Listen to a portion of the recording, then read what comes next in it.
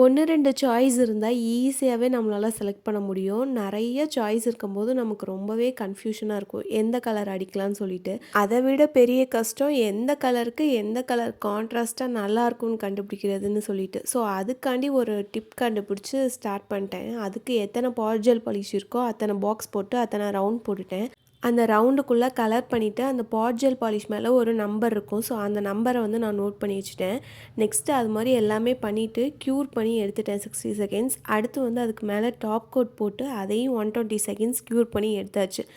இது மாதிரி பண்ணுறனால எனக்கு என்ன பெனிஃபிட்டாக இருந்துச்சுன்னா, கான்ட்ராஸ்ட் கலர் வந்து ஈஸியாகவே வந்து கண்டுபிடிக்க முடிஞ்சுது. இப்படி பண்ணனால இன்னொரு பெனிஃபிட் என்னென்னா, ஒவ்வொரு பாட் ஜெல் பாலிஷில் வேறு வேறு கலர்ஸ், அதாவது வந்து உள்ளே வந்து டார்க் கலராக இருக்கும், வெளில வந்து லைட் கலர் ஷேடுங்கிற மாதிரி நோட் பண்ணியிருப்பாங்க.